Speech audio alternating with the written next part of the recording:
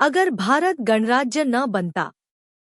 एक देश, एक समय और करोड़ों सवालों की कहानी।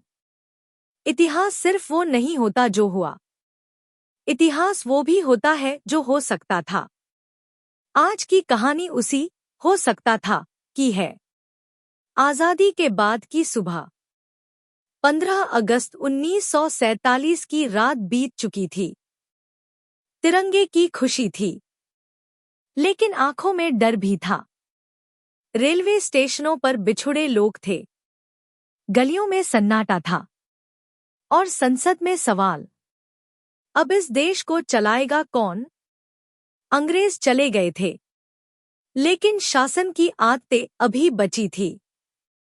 अगर सत्ता जनता की नहीं बनी होती, मान लीजिए भारत ने कहा होता, अभी जनता को अधिकार देना जल्दबाजी है, तो क्या होता?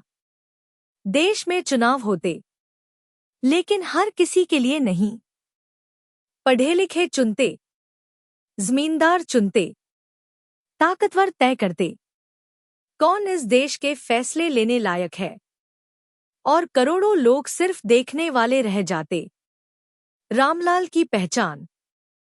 रामलाल एक मजदूर था। वह पूछता, मैं कौन हूं इस देश में? उत्तर मिलता, तुम भारत में रहते हो, पर भारत तुमसे नहीं चलता। कोई संविधान नहीं कहता तुम बराबर हो। वह सरकार से डरता, कानून से नहीं जुड़ता। शांताबाई की चुप्पी। शांताबाई मंदिर के बाहर खड़ी रहती। किसी ने नहीं रोका, किसी ने नहीं बुलाया। वह जानती थी, ये गलत है, लेकिन किससे कहे? कोई अनुच्छेद नहीं, कोई अदालत नहीं जो उसकी बात सुने। अन्याय पर चुप्पी उसकी नियति बन जाती। धर्म, भाषा और डर। गणराज्य न होता तो एक सवाल हमेशा उठता, ये देश किसका है? धर्म का जवाब आता, भाषा का जवाब आता, इलाके का जवाब आता, लेकिन नागरिकता का नहीं।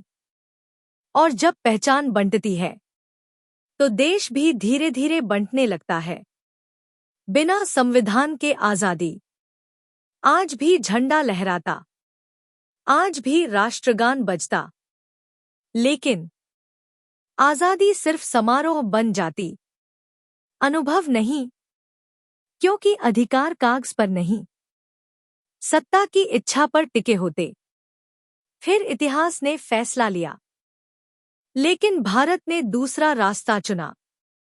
उसने कहा, यह देश किसी राजा का नहीं, किसी धर्म का नहीं, किसी ताकत का नहीं।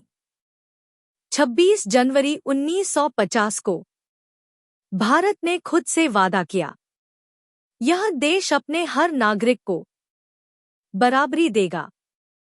रामलाल अब सिर्फ मजदूर नहीं था, वोटर था। शांताबाई अब मौन नहीं थी, संविधान उसकी आवाज था।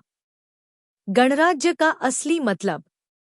गणराज्य का मतलब सिर्फ राष्ट्रपति नहीं होता। गणराज्य का मतलब होता है, राजा कोई नहीं, कानून सबके लिए एक। अगर भारत गणराज्य न बनता, तो शायद देश होता, लेकिन हम नहीं होते, क्योंकि गणराज्य ने हमें सिखाया, तुम पैदा भले गरीब हुए हो, लेकिन कानून की नजर में छोटे नहीं हो।